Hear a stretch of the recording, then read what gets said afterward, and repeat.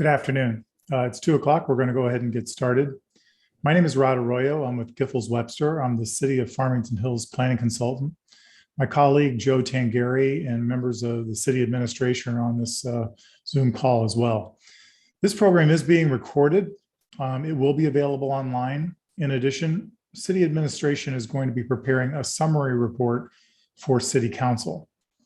In August of 2021, the Farmington Hills City Council finalized a cannabis industry information gathering and public outreach plan. City Council is monitored and continued to educate itself on changes in regulation of the cannabis industry at the state level. It's kept track of what's happening with other municipalities, studying how they have permitted various types of cannabis facilities. This city has not opted to allow commercial, medical, or recreational cannabis facilities under the Medical Marijuana Facility Licensing Act of 2018. The city did not opt in, or the Michigan Regulation of Taxation of Marijuana Act of 2018, the city opted out. Most recently, members of City Council have expressed a desire to gather additional information from representatives of the cannabis industry regarding the various types of commercial cannabis facilities that are allowed in Michigan, and to gain an initial level of public input as to whether to allow such facilities within the city of Farmington Hills. The following are the general steps that are included within this outreach program. One is the cannabis industry information gathering sessions. This one right now is the second of 3. We had one this morning at 10, and we will have another one tomorrow morning at 10 a.m. as well. There will also be information gathering from other municipalities to learn from them for those municipalities that have cannabis facilities. And then finally, there will be a public outreach where members of the public will have an opportunity to provide information as well. Today's session is session number 2. It is intended for retailers, testing facilities, and secure transporters. We have a number of industry representatives who have volunteered and are offering your time, and we want to thank you for that. City appreciates you offering your expertise and information as we go through this process. I do have a few ground rules for today to follow, so I want to go through those. They'll just take a minute. Want to keep all of the panelists muted until it's your turn to talk. Please remain muted until the question and answer portion. Also, we ask that from this point forward, you leave your cameras on as well for the duration of the session. The city has prepared a series of questions that have been provided to the participants in advance. I'm going to be asking these questions in sequence and then allow participants to respond.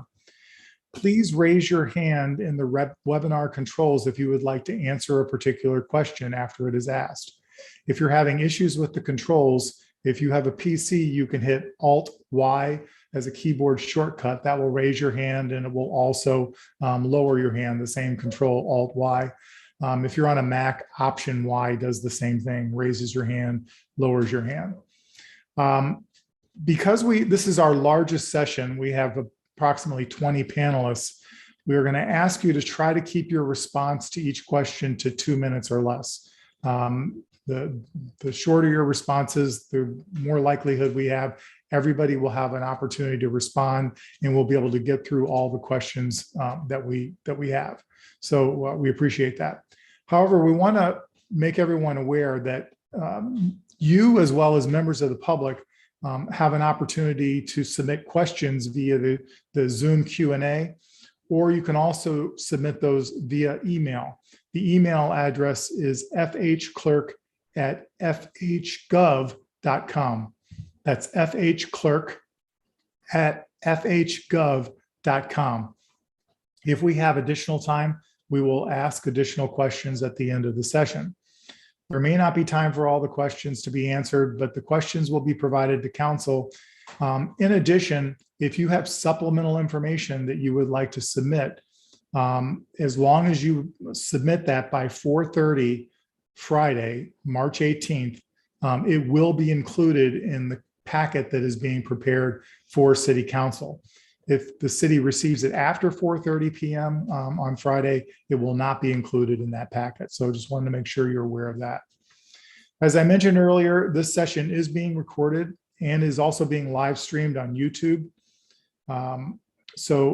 Remember also, if you hear someone give an answer that is very similar to your answer, please don't go through the same answer over again. Indicate that you agree with what another person said, and maybe just add what you need to add that may not have been covered. Once again, we're trying to be as efficient as possible with time.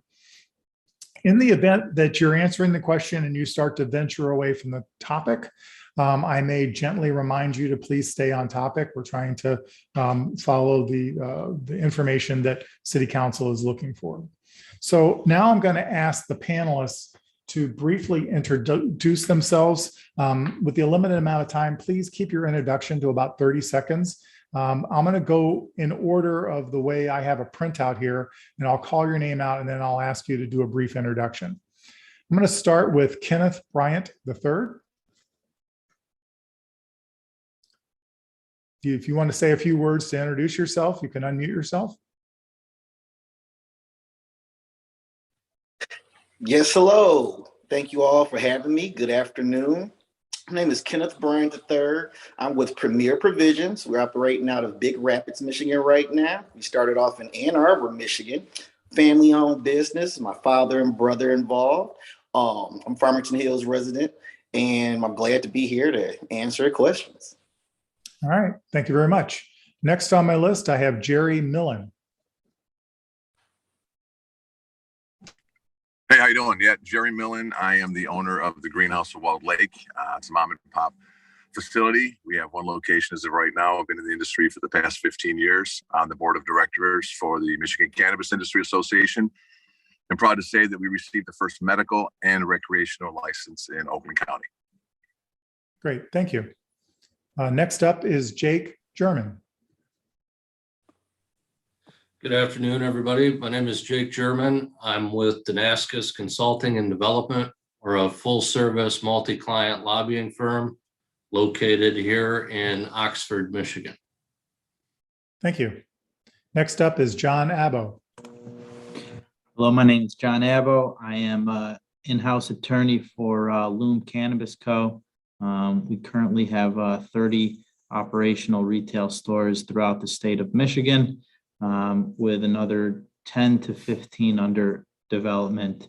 We're also a vertically integrated operation, so all of our product from our Everett facility supplies all of our retail stores. Thank you. Great. Thank you. I'm also Haddad? Oh, sorry. I'm logged in under John Abbo. Okay, go ahead. And I'm Michael Dowdell. I'm the vice president of retail operations for Loom Cannabis. Same thing, 31 open stores and 15 under development. Okay, thank you very much.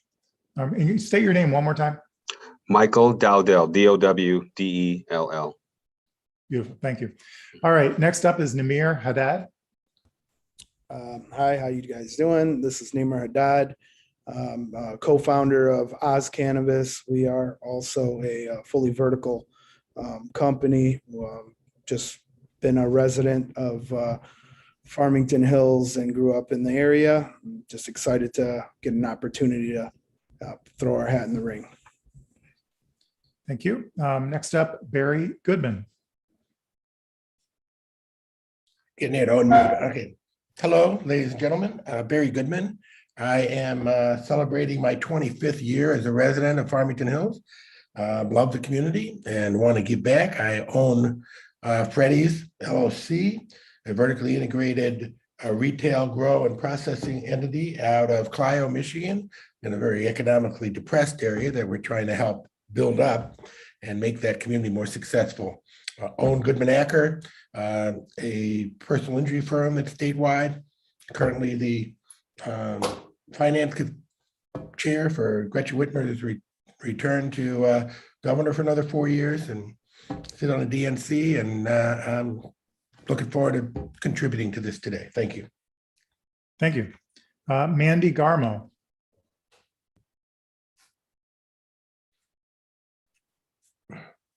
Okay, looks like Mandy's not here today. Hani Kassab Jr. Hi, how are you? I'm Hani Kassab. I'm with Jars Cannabis, a vertically integrated company. We have 12 open and operating retail locations in cities across Michigan. Look forward to working with you guys. Thank you. Annette Campo. Hi, Annette Campo with Care by Design Market and Freshwater Cannabis, a local resident, business owner in Farmington, chamber member. Farmington Hills and Farmington is where we're at. We are a multiple city operator in the retail end of marijuana, vertically integrated now from seed to sale, as well as we are an agricultural farmer on the hemp side, starting off with MDARD. So very excited to be here and be part of this conversation. Thank you. Kirk Lightwin. Good afternoon, everybody. My name is Kirk Litwin. I own Essence Provisioning Center. No worries. Great to be in such great company. Thank you all for joining, and it's a blessing to be around you. We are located in Pinconning, Michigan, the gateway to up north, and looking to finalize the vertical integration, and just happy to be amongst great company. Thank you all. Thank you. John Zanow.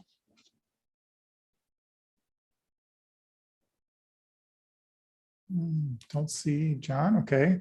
Mario Lucaj. Hi, everyone. My name is Mario Lucai. I'm a Farmington Hills resident, and I am with Burton Cannabis Company. We are a retail provisioning center. All right. Thank you very much. I'll get your name right next time. Next up, Paula Givens.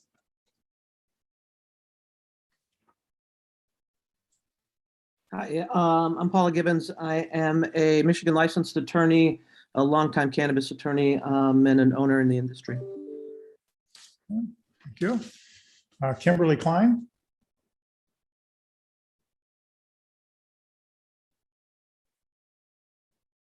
Okay, don't see Kimberly.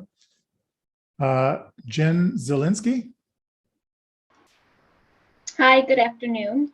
I'm Jen Zielinski with Common Citizen. We are a vertically integrated operation, both medically and recreationally here in Michigan. We have 5 retail stores with 3 more expected to come online by Q2 this year. We have a 70-acre greenhouse in Marshall, Michigan, where we cultivate and process from. Thank you. And Christy Kelly.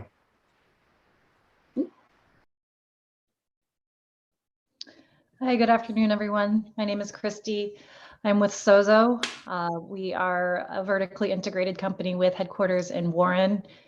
We've got 3 stores open and 3 coming soon in other markets. I live in Farmington Hills as well, and I got started at the beginning of legal cannabis in Colorado in 2009 and have popped around the country before coming to Michigan with my husband, because this is where he grew up. Great. Very happy to be here. All right, thank you. All right, well, we're going to go ahead and I think we got everybody. Did I miss anybody? Yeah, this is Jason Shepard. I'm with Kelly Cawthorn, which represents Loom Cannabis. Okay. Go ahead and, okay. Anything else you'd like to add? Former legislator for 6 years here in the Michigan House, and then came on board with Kelly Cawthorn about 1 year and 3 months ago, and been working with Loom in that political side, real estate side, and licensing side. All right, thank you. Anybody else that we missed? All right. Okay, we're going to go ahead then and start with the questions.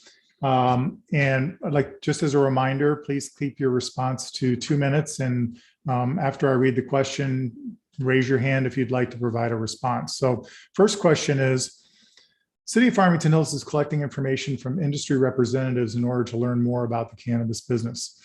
Are there specific examples that you can provide where permitting retailers, testing facilities, or secure transporters has led to an increase in economic development in that area? And can you identify those communities? Okay, I see a hand up from Kenneth Bryant III. Yes, we are operating in Big Rapids, and this city has really seen an increase in economic development. 14 stores are open, and they've taken away a lot of abandoned buildings up here. So the city really wanted to see that and see that the makeup of the city looked a whole lot better. And with all these stores opening up, they're really making the city look up to par. What's also interesting up here is that a lot of bigger corporations such as Marshalls, Arby's, Ace Hardware, they're starting to quickly move in and open up out here in Big Rapids, because before Big Rapids was pretty much for Ferris State University. That was the big pull to get you out to Big Rapids. Now, because of the cannabis industry, it's a real destination location where a lot of more companies are now taking advantage and wanting to get this traffic that is generating here in Big Rapids. We employ 15 to 20 employees at any time during the year. Most stores on average are around 10. With 14 stores open, that's around 140 jobs created. And this is a city of only 9,000 residents in a 5-mile radius. So that's a lot of jobs generating. We last year paid our employees a total of over $650,000. And the long-term career paths that are being developed in this industry, a lot of these residents are really going to prosper from. In addition to the fees from $10,000 for med and rec total for the license application and then the renewals, the city was able to receive $84,000 from 3 stores being open. This is from the 2020 data that was released. The state of Michigan hasn't released the 2021 data right now. It's going to be a lot more, but just with the $84,000 that Big Rapids received, they developed sidewalks, parking lots, and a playground adjacent to the Big Rapids Community Center for a library project where they're going to be doing early learning skill programs for children to read much earlier. This project should be completed by the end of the summer. So we've seen a real big economic impact in the city we're here in Big Rapids. Okay, thank you. Appreciate that. All right, next up, we have Christy Kelly.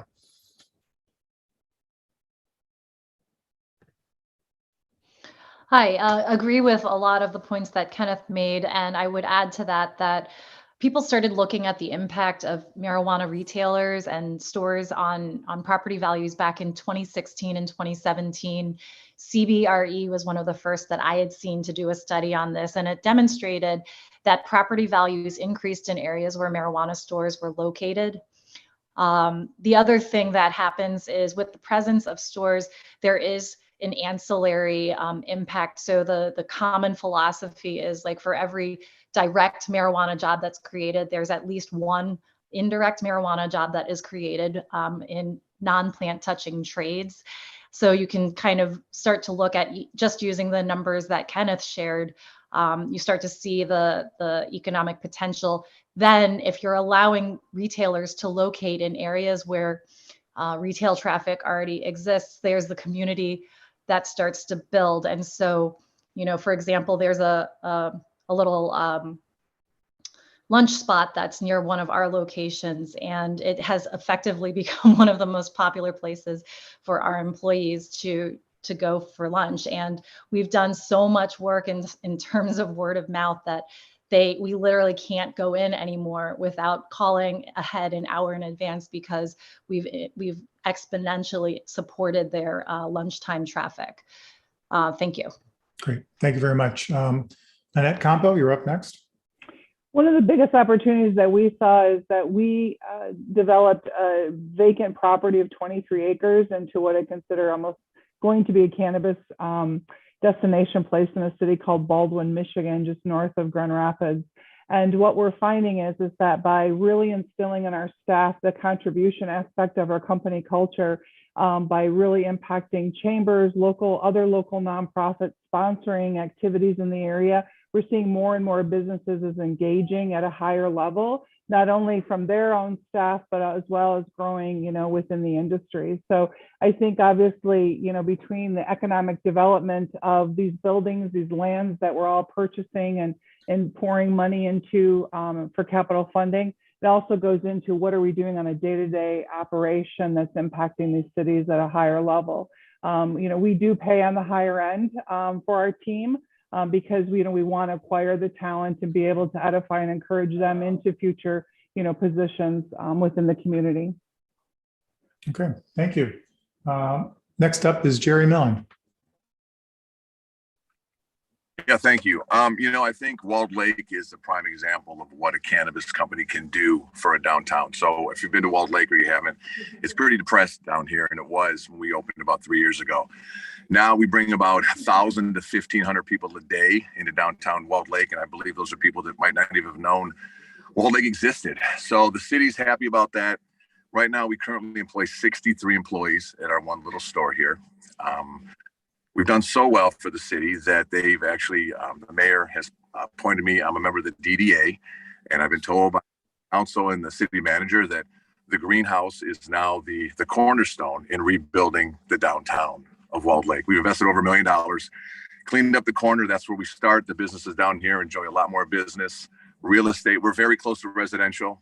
Residential is right across the street. Residential values have gone up. Commercial real estate has almost tripled in our area. The one key thing I could say is make sure you don't open too many. Cities like Bay City, Ferndale, I feel that it's a disservice to the community and the industry. If you open up too many stores in one area, you're going to cause them to fail. And you don't want to be known as Weed City. So be very conscious on how many you open. You don't want too many. Start slow. I'm sure everyone knows what happened in Traverse City. Really want to just start slow. But if you do it right, economically, for any city that does it the correct way and brings in the right owners of the facilities, they will see a great positive impact on that community. Thank you. Appreciate that. Next up, Barry Goodman.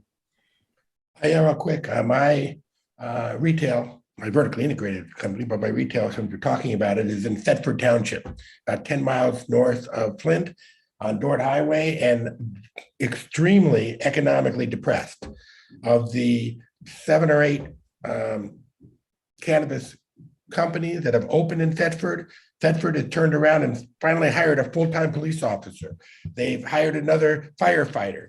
They're excited. Council comes into my, one or another at a different time, comes into the store and compliments the way we've set it up and how we move forward to help the community.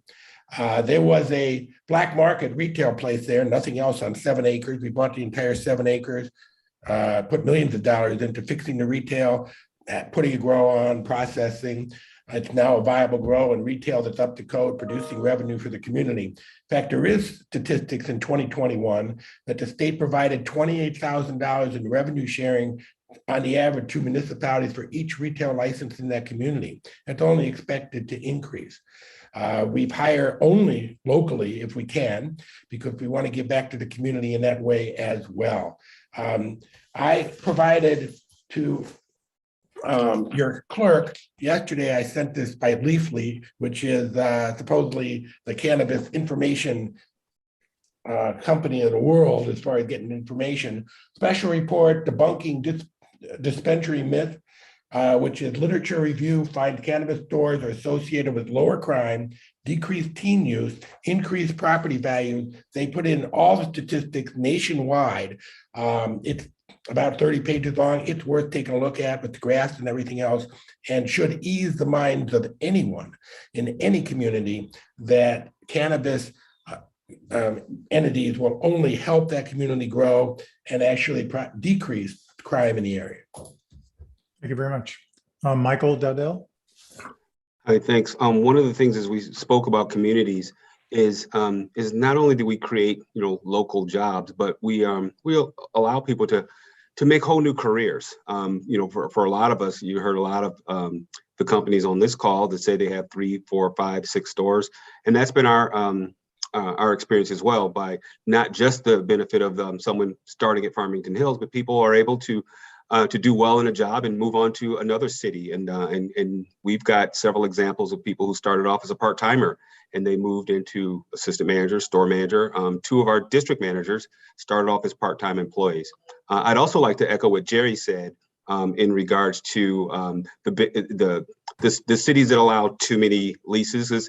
It's a short-term gain for a long-term not so good outcome. And I would definitely agree with the fact that those cities become, weed cities. And I would hate to, I grew up in Southfield, very close to Farmington Hills, and I would hate to see that in Farmington Hills.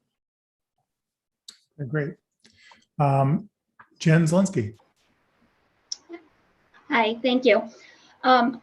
as it relates to the economic growth or impact, not only just in the city of Farmington Hills, as we'll see in other communities with property value increases, additional funding to your tax rolls. Job creation is a significant component of the industry. And if we look historically at the prohibition of alcohol and when that prohibition ended and its impact on the Great Depression back in the 30s, I think that similarly we can compare the cannabis industry to that era in that this industry has provided Michigan specifically with an opportunity to be able to work within the parameters of a prohibited market, if you will, to help not only funding to our state, but to our local communities and our local businesses as well. The retail locations have a tendency to increase foot traffic to surrounding businesses, gas stations, grocery stores, what have you, anywhere in the neighborhood of about 15 to 20%. So I think that the impact that it can have overall for jobs and bringing people into the city, as well as providing some additional funding to the city of Farmington Hills, could have a very positive impact. Thank you very much.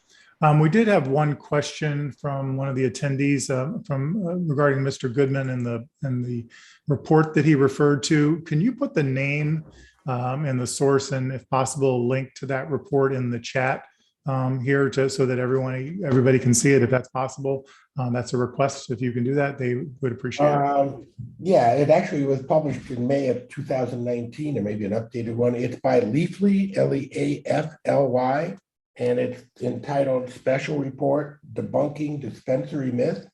Perhaps, I don't know if you charge a couple pennies, but I did send a copy to Pam Smith, your clerk, so that she could have it and maybe have a stack of them and to distribute to anybody that might be interested.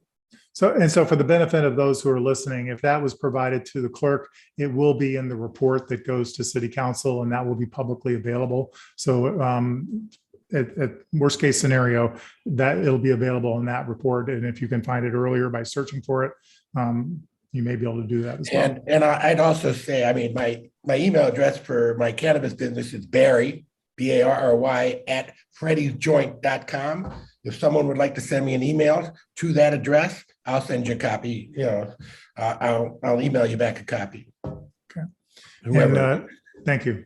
And Jake German, you had a response? Yeah, just quickly, echoing what everybody said, just 3 specific examples that the city of Farmington Hills might want to look at. In Orion Township, obviously there was a big $40 million Oakland Business Park development that brought together growers, processors, secure transporters, safety compliance. It was a huge 288,000 square foot complex, and it was a $40 million investment into Orion Township. In Pontiac, I'm thinking of the Glenwood Plaza redevelopment, which was a 20-acre development site at the former Kmart and Farmer Jack Shopping Center in Pontiac. And that site actually sat vacant for 20 years plus. With the cannabis component that was in there, another great thing for the community of Pontiac is that it included the first new full-service grocery store in the city in over 10 years. And then on sort of in Flint, there was a provisioning center called Oak Flint, I believe, where they originally proposed to renovate a single vacant storefront property. We began talking to neighboring property owners, and that project has now become a 2-acre redevelopment, mixed-use development of retail and residential. So those were just 3 specific examples that might be worthwhile looking into for Farmington Hills. Thank you. Appreciate that very much. Anybody else that did not get a chance to respond, want to provide a response to that question? All right, seeing none, we'll go on to the next question. Traffic and parking are often cited as a primary negative impact associated with cannabis retailers. What has been your experience dealing with traffic and parking related issues with retail operations? Have you had success with correcting an issue? And if so, what types of measures were used to address it? Looks like Jerry Millen has his hand up first. Yeah, we had a lot of issues with that in the beginning, which was 3 years ago. Traffic was a problem, parking was a problem, but over the past 3 years, I feel as the novelty of cannabis is wearing off, people are not rushing to the cannabis store now to get their medicine or their recreational cannabis. They're spreading their visits out. They're not coming at busy times. So we were able to mitigate that problem over time. And as your systems in place in retail get better, you get customers in and out the door faster. Not that we rush them through, but we know how the systems work better. So it was a problem in the beginning, but now we really don't see that. You know, the longest wait ever at the store, even on like a Black Friday when we do 1,000 people, is maybe 15 to 20 minutes. You know, during the pandemic, we did 1,500 cars a day. So traffic was a problem, but we work very close with the Walled Lake Police Department because if the city of Farmington Hills decides to opt in, it's very important that you get the right owners, number one, to run these facilities. And those owners have to work very close with the cities because I feel like you're a partner. When you're in a city with a cannabis business, so new, and there's still some stigma, but it's wearing off, you're partners with that city. And you want to put a good face on for that city because whatever you do reflects back on that community. So it's very important that the city knows the people that are living in their community. And that's, you got to work with your police department, work with the city, and all these problems can work themselves out. We have zero problem with traffic, zero problem with parking now at the greenhouse. And we're doing 1,000 to 1,500 people a day. Excellent. Thank you very much. Annette Campo? We're located currently in 2 seasonal towns. So it was interesting that when we partnered with the local municipalities in those towns, which we opened literally both stores within 3 or 4 months of each other, we forgot that people have travel trailers. And just, you know, because we had partnered with the city, we were able to talk and work through that. So we knew that our parking lot was the flow of it was going to have to be larger than what we were expecting. And so by planning and partnering with the local municipality, we work as a team to make sure that we're in the A location. You know, when we go into a town, we're looking for A, B, and C location. Obviously, B and C have not all of the things that we're looking for, but can we modify our site plan to still be able to mitigate any potential issues? But once again, you know, just kind of working to make sure that we know that, are we going to be offering curbside? You know, we bought a bank building in Sault Ste. Marie. So now that drive-through is able for us to be utilizing customers through our stores. You know, having that banking facility is now allowing us to participate in that. So just knowing and seeing where, not always looking for the short-term gain, but looking more in long-range planning of how we can be a better neighbor, you know, right from the forefront by partnering with the community is really critical for our mission. Thank you very much. Kirk Litwin?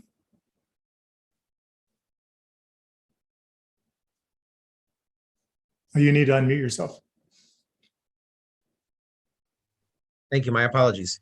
No problem. Some of the issues that we have encountered, we share amongst my counterparts here. We also implemented a circular driveway for larger vehicles, anybody towing, you know, being mid-Michigan and a travel destination for up north.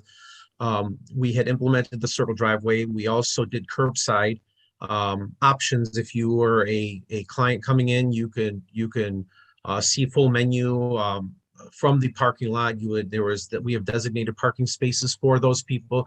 We've got designated parking spaces for people doing pickups, and we're also offering a delivery possibility, which I'm sure pretty much everybody here is doing. But a lot of that comes down to how the city facilitates requirements in terms of occupancy, and occupancies relate directly to the number of spaces required, with a 1-to-1 ratio of clients to employees, bud tenders, if you will.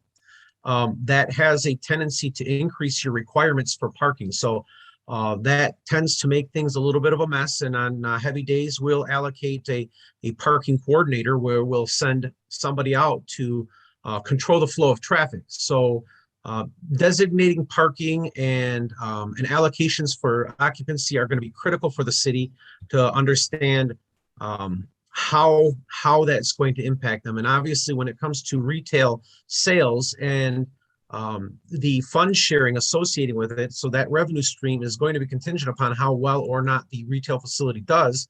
So it's always a good opportunity for any retailer to be in a high traffic area. As a result, you get a greater revenue stream, but then you share with the allocations of petty. So just want to make sure that you're cognizant of that. Thank you very much. Very Goodman. I don't want to repeat much. I'll take off from where Kirk started. Most, if not all, retails have a home delivery plan that has to be reviewed and approved, by the way, by MRA. They have to be approving anything you do. Home delivery is a popular option for cannabis users, especially post-COVID. MRA also allows curbside. We have 8 spaces that we designate for curbside. They can go to an online menu. They can order off the menu and click the button that says they're curbside. When they pull in, we come out, give us their name, and they're out of there within 2 or 3 minutes. So it's a big turnaround rather than parking. But the future of cannabis is home delivery. It's happening in every industry: Amazon, Uber Eats, DoorDash, etc. That's really how you're going to keep this parking under control, to encourage that. We do that on a regular basis. In fact, we've expanded our delivery options from a little place called Thetford Township all the way to Lapeer, to Grand Rapids, to Lansing, to wherever somebody needs it. If they go to our menu, we're getting it to them. So, but I think that's the way to really fix the parking issues. Thank you.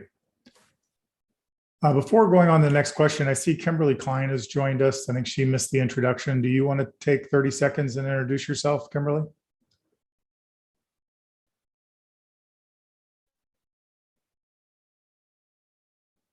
Oh, still need to get unmuted there. Oh, I'm sorry. There you go. My name is Kimberly Klein. I'm a business licensing administrator and social equity consultant for Exclusive Brands. Our flagship store is located in Ann Arbor. We're vertically integrated out there. I apologize. I didn't have the link to join, so I'm just catching up with everyone, but I do see a lot of new faces, and I spoke in the previous panel. So if there's anything I can add, I will, but it's nice to see brand new faces on this panel. All right, thank you. All right, I'm going to move on to the next question. Retailers, what are the primary site-related factors that you consider when you're looking for a new location? Is it much like all other retail where you're going where the highest traffic counts are, or are there other unique factors to consider? For testing facilities, do you prefer industrial parks, office parks, or another location? And then for secure transporters, what is your preferred locational criteria? It looks like Michael Dowdell has his hand up first. Yeah, it's traditional retail that you look for high visibility when possible, but we also have stores that are fairly tucked away and they still do well, but high visibility is preference. But to go back to the previous question, we also look for stores where we have ample parking. In some of our earlier stores, we did not. And now that is a criteria. One of the things that we do in some cases is we will partner with another local retailer or local business, and we'll have our employees park off site. So that way every parking space that's close to the smaller buildings has access. But we look for the same things that traditional retailers do for the most part. Okay. Kenneth Bryant III, I think you're next. Yes, I agree with what the gentleman just said. For us, our main concern is safety. The safety of the staff and the customers. As a retailer, we want to be in a business zoning district to where there's high traffic, like was announced, but definitely to put the ease and peace of mind to our staff and our customers that we have a lot of cash transactions, and when they come in, they want to be in a place where they can be seen. And if anything is going on, that they're not in a secluded industrial area that isn't made for retail. We definitely stay away from the cities that are kind of forcing or pushing you into these secluded industrial areas. So we look for the more traditional retail areas that has ample parking. We've been successful with being in shopping centers to where we have plenty of parking. It doesn't infuse on the traffic to where food trucks can come out. They can have tents out there. They can set up vendor days. They can do different things to where we've looked for locations with great traffic, lots of parking, and safety. All right, thank you very much. Kirk Litwin. So building on what Michael and Kenneth said, obviously the high traffic areas are ideal locations, but in addition to that, some of the things that we run into is an inability to effectively market or advertise. We don't have the same marketing tools that traditional businesses have. We're limited significantly as a result of the trade to things like billboards, word of mouth, organic material online. So that's an important factor for us. But ultimately, in the end, it really doesn't make too much of a difference what we want. The city or municipality defines where they want us historically. We've seen a lot of that following the city's master plan and looking at blighted areas to improve on this once in a lifetime opportunity to make such a significant change. So that being said, we deal with what we have to deal with given the constraints. The only thing that I would caution is when looking at blighted areas like industrial districts, it makes it difficult for retailers in particular because you're mixing people with machines. It's a tough gig, and that should be a consideration when looking at locations for potential cannabis-based industries.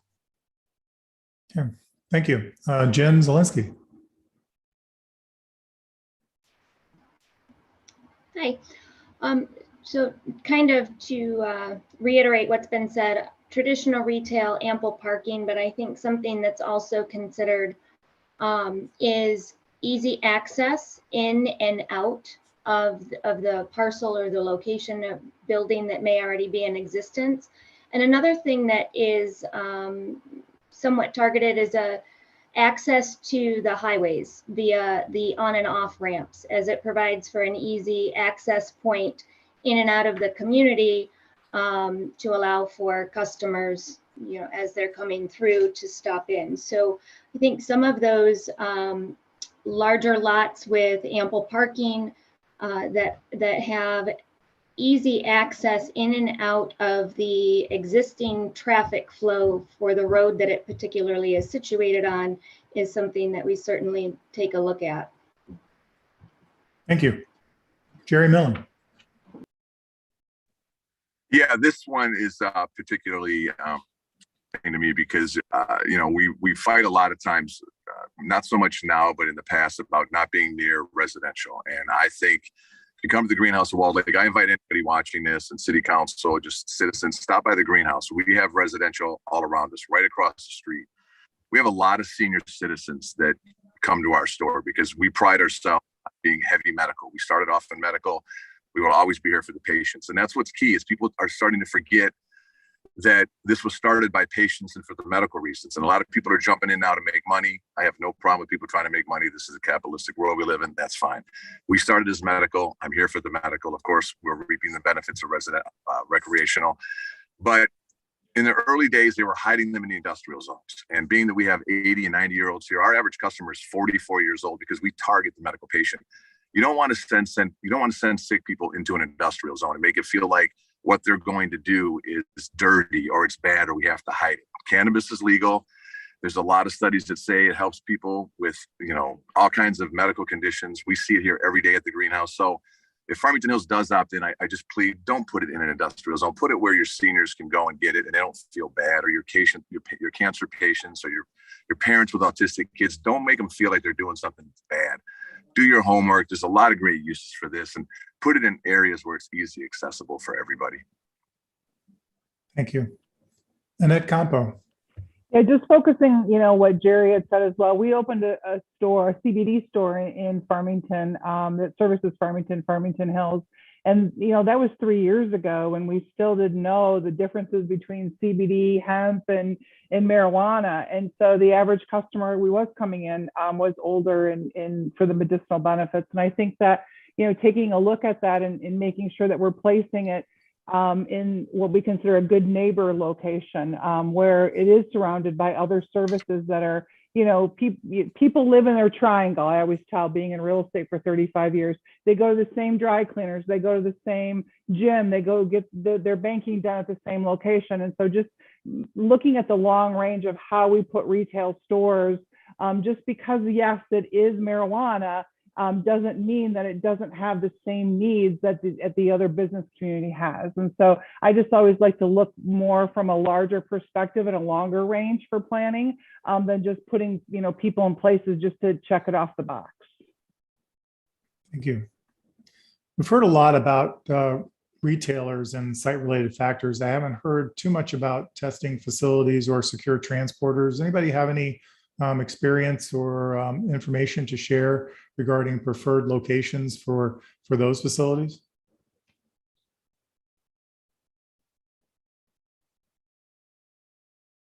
Christy Kelly?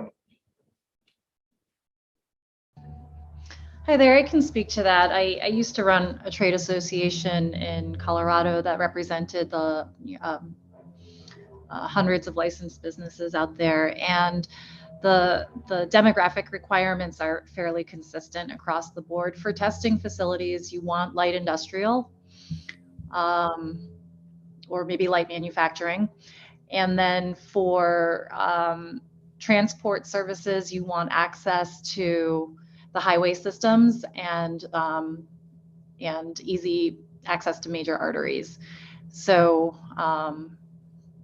those are sort of the main criteria, because they're, because of the necessity of logistics in their business model. Okay, thank you very much. All right, I'm going to move on to our next question. What has been your experience with crime within or near cannabis facilities, and how have you addressed security issues if they've been raised? And particularly those that might have been voiced by people either living or working near cannabis facilities. All right, it looks like Annette Campo, start with you. So I think that the first thing I want to talk about is the cannabis industry has come a long way. Yes, it's still a cash business, but even our numbers are showing, based on alternative forms of payment, if it's being, ATM machines or credit card options, we're seeing it level out to be almost like a 55-45 ratio. So as we move and continue to have this evolve, we're noticing smaller and smaller, security issues when it comes to being a cash handling business. The second thing is that, the security systems that the MRA is requiring of us. It was the first time I ever knew that I could search a database for a pink sweatshirt and could see every single person that wore a pink sweatshirt on my security cameras. And so, looking at all those different ways that we're doing it, is started with the foundation of the MRA. We expanded it with our vision, our company, is how do we create a more safety for the community, as well as our consumers, as well as our staff. And so looking at how we handle procedures, SOPs within our stores, have also mitigated very little problems with even theft or issues within our stores. Just because I always believe that I hire fast and fire, or hire slow and fire fast. And so just creating that culture of the type of business that we want in our stores also allows us to say that, zero tolerance and zero problems in this department. Okay, thank you. Barry Goodman next. Well, again, if you take a look at the document that I provided, it's clear that it's a myth that cannabis facilities cause crime or security issues. No criminal wants to walk into a place with dozens of high definition cameras and product and money that's literally under lock and key. For instance, we use with the banking facility that we have, what's called, and with a transport company, not for marijuana, but for dollars and cents, an armored, that provide us with what's called a smart safe. Whenever you take, let's say, $5,000 in cash, you walk over to the safe, you put the money into the safe.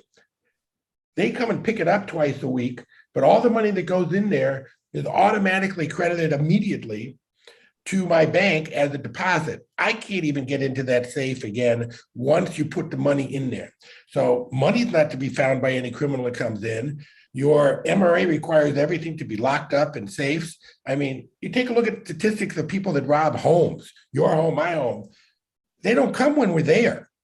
So, you know, they want to rob a home that's empty. These places are not empty. And even when you're not there, and most of us have security 24/7, but you have the security of the cameras and everything else. I've owned a conditioning facility and I've had zero crime in our building or in the area surrounding our facility. You know, any building can be subject to random incidents, but the cannabis world has been very successful at preventing any types of crime or incidents. Thank you. Jerry Millen. Yeah, thank you. So I'm proud to say, you know, I don't want to jinx myself, but we've been open 3 years and we have had 0 incidents at the greenhouse. And I believe, you know, sorry about that. Are you guys still with me? I had a phone call. Yep. So that, you know, comes back to working close with the city, and we work very close with the police departments. And we have some seminars for our bud tenders on what to look for, or if there's a robbery, what to do. That's so important that your employees know what to do if something happens. You don't want them to think about it as it's happening. You want them to have a game plan. And working with your local police department, because they know the routes and they know the response times, that is critical, that you have to work with your police departments. More importantly, though, is how the business is run. You want to make sure that you have reputable owners. And I hate to say, not everybody in the cannabis industry right now is reputable. I'll say it, you know, I've seen it myself. You want reputable owners, marketing to the right clientele, because that's key. You know, if you run a good facility, like we don't have a problem with people smoking cannabis outside. We have 50 cameras. We don't have that problem. We don't have people using cannabis in their car. They come here, they take it away. Now we have an older clientele because that's what we go to. Some of the other shops in certain cities, you know, there's a lot of things that go on, but I think it goes back to running a great facility. You need to make sure whoever gets a license in your city, if you decide to go that route, is a reputable person. Check out their facilities. Go see how they run. Don't just take it from an application. See how they run their business, and talk to the police departments in their city, because that's what's key. You want to make sure you run a reputable facility. That is the key to keep it proper. Thank you. Christy Kelly, you're next.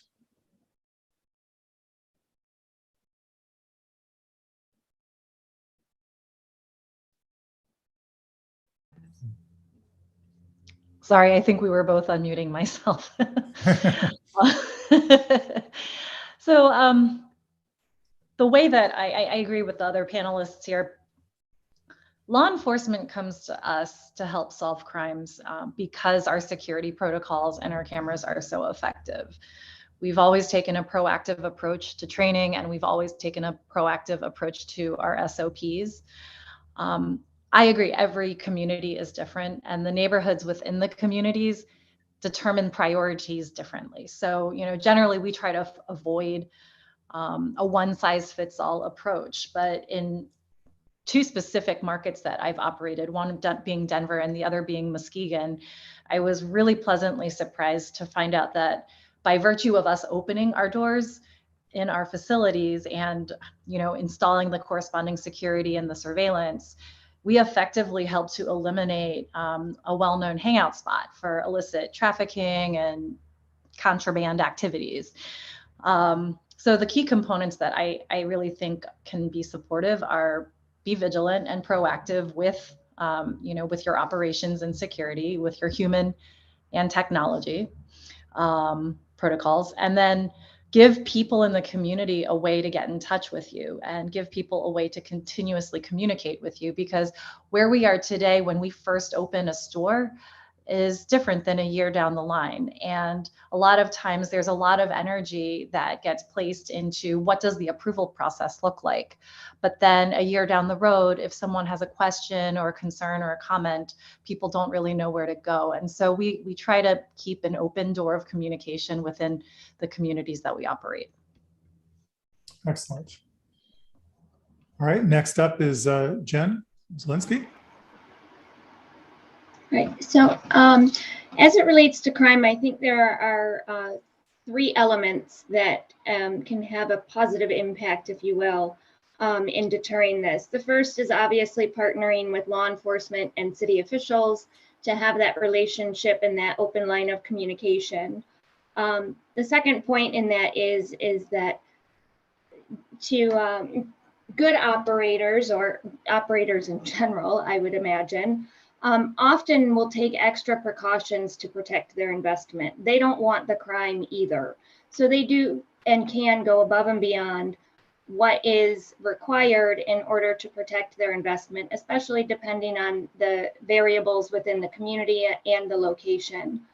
But I think the most critical element in all of it is that no matter what industry, whether it be cannabis or a shopping district with retail, whether it's a restaurant, I think activity is the ultimate deterrent.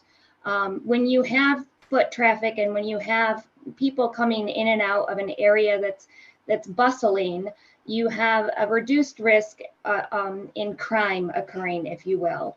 And there's a case that was unintentionally discovered back in 2017 when the city of Los Angeles ordered several of their dispensaries to close due to some legal matters. And what they found is that upon closing these facilities, that crime actually increased. And as these stores started to come back online through the regulated market, that crime started decreasing again. So similarly in that statement, they also studied restaurants that were closing in the area and found the same sort of statistical data, is that when the restaurant closed, then they had an uptick in crime within the surrounding area. So I don't necessarily think that the industry itself brings crime. I think that the deterrent is the activity in the neighborhood that it's in. I think it's the operators taking care and pride and wanting to protect their investment, and then having open lines of communication with the city and law enforcement to make sure that everything is staying safe for public health, safety, and welfare. Thank you. Appreciate that. Kenneth Bryant, third. Yes, I've heard a police chief say that safe cities remain safe once cannabis businesses come there. I agree with what everyone else has said about the safety measures in place. I just want to add about tracking and tracing everyone that comes in your store.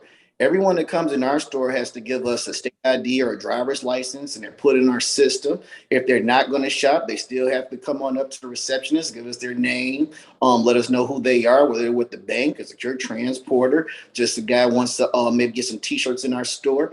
And so we know exactly who enters our shop, what time they enter, and what time they leave. So we think that the track and trace and all the security measures in place really greatly helps alleviate any misbehavior of all sorts, whether criminal or not.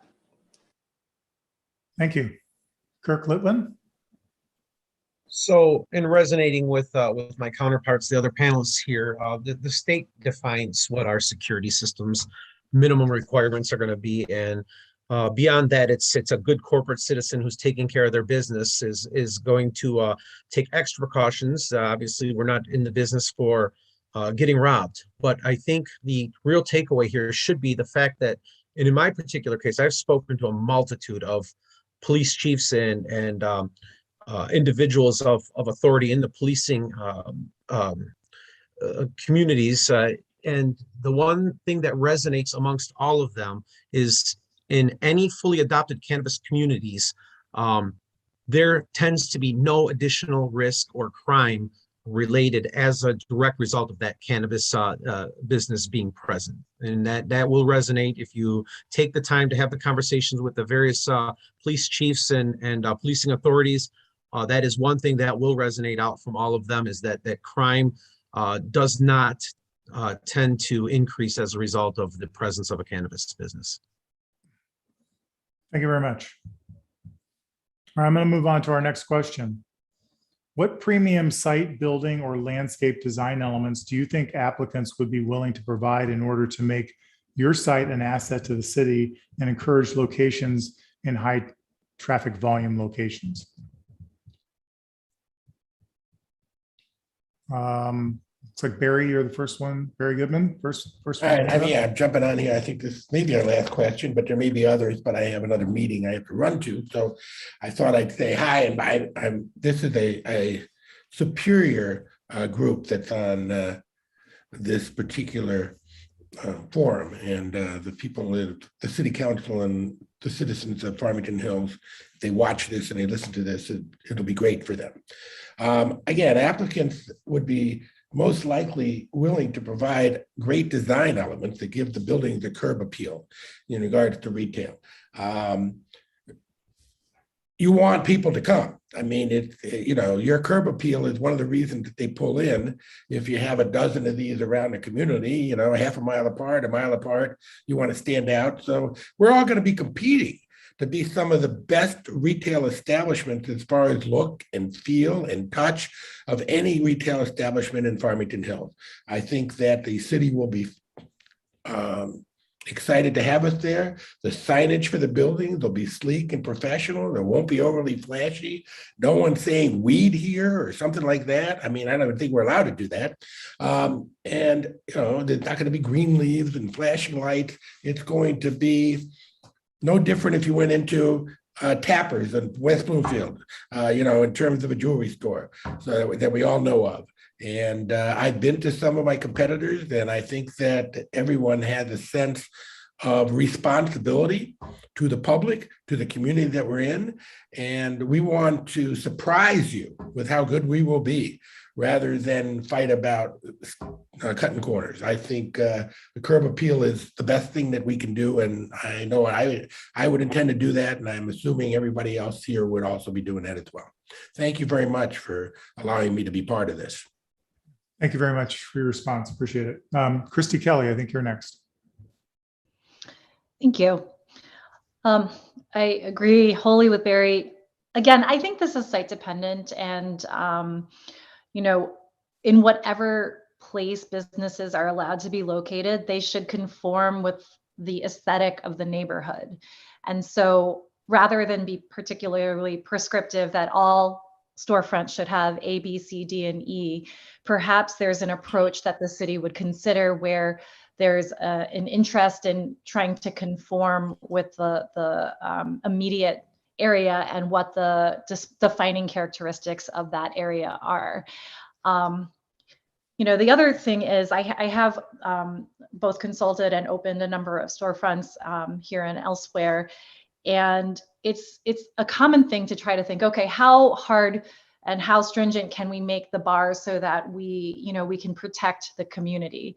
And I think, as evidenced by the people that are here on this call today, we want to do that. It's actually a way that we can distinguish our companies and our brands, and it's how we market ourselves. And so rather than identifying a prescriptive approach, if we are allowed to be in a competitive environment and put our best foot forward, it seems that you have a willing group of prospective applicants if you were to create a pathway forward where people would be responsible and responsive to a beautiful aesthetic. That being said, the other thing is that we are business people. By and large, you can tell from the way that people are responding to the questions that people prepared. They're thoughtful. They're concerned about a number of different considerations, and they're trying to be respectful of the priorities of the city. So, we are, as an industry, interested in being treated as other members of the business community are treated. And so to the extent that there are requirements for some businesses that are not carried through to all businesses, perhaps that's not the right pathway. Perhaps there's a way that we can look at what is the bar that is set? What is the standard? What is the master plan in Farmington Hills? And how can these businesses appropriately respond to that? Thank you. Thank you very much. Annette Campo, you're up next. Once again, our company philosophy has always come from education first, and educating the consumer. So providing that message in media to get them into our store with the curbside appearances. Of course, we kind of tote the fact that we have green walls in our facilities. We use metal just to kind of give that therapeutic feel. about why we're there. And so I think when I was participating on the earlier panel as a grower, since we are vertically integrated on both sides of this plant, one of the biggest things that I ask is that, what can the city do to partner with us? And when I say us, I mean people that are interested in the economic development of Farmington Hills, because I think there's some great opportunities there. We did an action plan with the Pleasant Plains Township, where one of our stores is located, where we're able to educate them on the green financing of low interest rates that not only impacted the cannabis industry, but also impacted other businesses in that community. And for a community that was looking and not thriving, and they were looking for opportunities, it once again went back to being that good neighbor in the community, that partnering with the local municipality to bring overall better feel of us being there and being an asset to the local area. So I think not only how do we represent our companies is really important, going into our stores, seeing how we represent in other communities, talking almost like a job reference of how we're partnering with these different communities will help and understand who the correct partner is or partners are going to be for this local municipality. And once again, just an honor to be part of this discussion, truly. Thank you very much. Kirk Litwin, you're up next. So aesthetically pleasing buildings interior out is, I think, everybody's goal here. I've been in many of the stores of a lot of the participants here, and very, very good looking stores. I don't think that's going to be an issue. What I think needs to be on the forefront of thought with regards to the city is that this is an opportunity to utilize certain tools to define how, what, where, looks, all of that through zoning, through ordinances, through the building department. This is the city's opportunity to make the provisions that they want to on how this is going to look and how a building is going to look, what the interior goals are going to be, following building codes, things of that nature. So I think an important takeaway from here is that the city has the opportunity, if they should opt into this, to by design create what they're looking for in the various zones that are defined via zoning and the building department rules and regulations. So I think that's just an opportunity, and I want to thank all of you who are here, a great group of people. I am looking for some kind of strategic partnership if anybody's open for it. So thank you for having me, Mr. Arroyo, and thank you all. Appreciate the response. Kenneth Bryant, third, you're next. Yes. So we definitely would be willing to accommodate any design elements the city deems fit. I know in Ann Arbor, when we got open, they wanted us to plant some trees out there. Ann Arbor is known as Tree Town, so they wanted us to have some additional trees to make the building look nice. A high traffic of bicyclists, where we had to get some bike racks out there. For the city of Berkeley, they wanted to have murals on some of the buildings. So they were encouraging murals and different things of that nature. I've heard about cities wanting green products used for roofing or solar panels used for electricity. And with the cannabis businesses, we want to partner with the city, and whatever the city deems fit that's going to be better for everyone, to add value for everyone. I'm sure none of us on this call will have any issues with accommodating what the city sees fit. Thank you. Thank you very much. Jen Zielinski. Thank you. I'd like to just resonate what Christy said with keeping the city's master plan in mind and consistently applying the regulations to cannabis industry that are also applied to other businesses or within the community. Speaking to the aesthetics, again, it's resonating with the group here. We all want to have a nice facility. We want to blend in with the community and the facade, the folks that are, passerbyers, if you will. And I think that most of the industry is more than willing and even happy to comply with the development standards as required by the various municipalities. But I think also, in addition, they're also willing to work with municipalities. For example, as we were discussing traffic flow, if there's an area for improvement, that is an opportunity for a partnership between the city and an upcoming or a soon-to-be business that would be established there. So I think there's a lot of components that can go into the site development, and not in addition to just landscaping or the aesthetics. But again, this is another type of partnership that the operator takes on with the city and the city takes on with the operator. So I think it does provide a good restorative way to look at putting in some improvements that are on the wish list for various areas that you have within your community while working with the cannabis industry. Thank you. Jake German?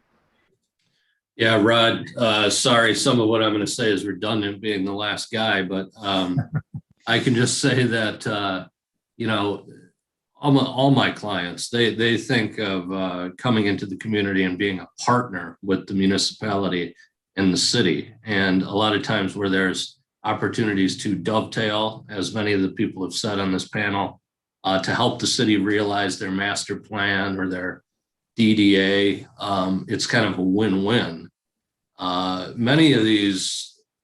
Most of these retail facilities that are coming in, the businesses are making large capital investments into them. So a number of them end up being some of the most up-to-date and well-kept properties in the municipalities that they're in. Most of them have a very high-end look to begin with. I mean, you've seen them. It's kind of a cross between a credit union or a Starbucks. A lot have a higher-end spa feel. And as others have mentioned, you know, incorporating murals on the outside of buildings or walls, sculpture, landscape greenery. These are all great things that, you know, you can work and partner with the city to help create park-like aesthetics and everything else. And thanks again, Rod, and everybody else in this call. Great team. Look forward to seeing what Farmington Hills is going to do in the future. Thank you very much. Appreciate that. We did have a couple of questions in the Q&A section. One person is asking about the types of opportunities there are in the transportation space. We didn't talk a whole lot about transporters, secure transporters and the like. Does anybody want to respond to that in terms of what they're seeing in terms of growth in that industry? And anybody have a response they want to provide to that? Jake, is your hand still up for that? Or is that from someone else? I don't see anybody else responding to that. Okay. There was another comment about with so many marijuana dispensaries opening, how is Farmington Hills going to effectively monitor cash flows and taxes for the city? I guess my response to that is that the city has not made a determination that these facilities are going to be permitted. So I think it'd be premature to respond to that. Does anybody have any general response to their experience with how other municipalities have dealt face-to-face with your businesses in terms of cash flow, taxation, and that type of relationship? Jerry Millen, I think you had your hand up first. Yeah, I mean, it's real simple. You know, we are under the spotlight. We're under the microscope probably more than any business besides maybe the pharmaceutical industry with taxes and monies in and out. You know, we're IRS, state of Michigan. They are on top of us. The MRA, we just go through a yearly, which is now changing to a 3-year, hopefully. We go through a yearly audit. And if you're off by pennies, the MRA is on top of you. Same thing with the IRS. The same thing with the state. The cities get their money back, obviously, through your property taxes. What else? Back through the excise tax on recreational, and that is calculated by the state. So all those monies that go back to the cities are actually handled by the state. And, you know, I have a controller, I have a great CPA firm. You have to, you know, dot your I's and cross your T's, especially in cannabis when it comes to money, because, you know, being federally illegal, we are under the microscope. So you're not getting away with anything financially if you're trying to. I mean, cannabis industry, it's not possible. Thank you. Annette? Yeah, that's pretty much it. I mean, it's completely self-contained. I mean, they know when we go to the bathroom, pretty much.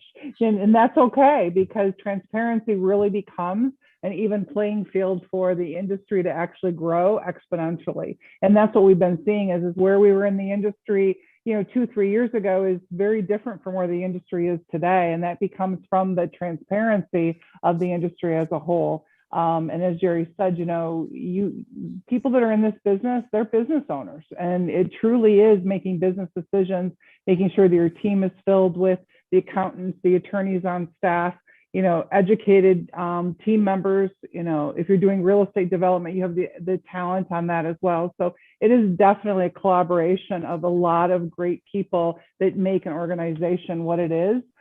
So in turn, partnering with a local municipality in this transparency industry, it's very easy to be successful. Thank you. Very Goodman. Oh, there we go. I agree with Jerry that I'm not even sure the pharmaceutical industry is more regulated in Michigan than cannabis. Every penny that any municipality receive excise tax, sales tax, just like any other retail for the 6% sales tax, you charge it, it goes through the system, it goes to the state sends monies back to the municipality.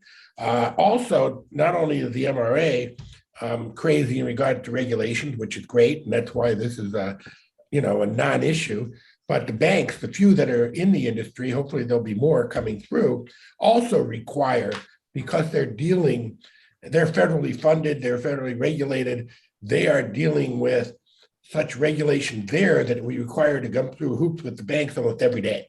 So there is no way that anything can happen here other than the city of Farmington Hills receiving every penny that they do deserve by allowing us to come into the community. Thank you. Thank you. Well, to close, I just wanted to remind everyone that the third session in this series, the final one for the industry information gathering sessions, will be tomorrow morning at 10 o'clock. That's the micro businesses, designated consumption establishments, and temporary event organizers. If you are interested in attending, you may do so by going to the city's website and looking for the link. It'll be broadcast on YouTube just like this was.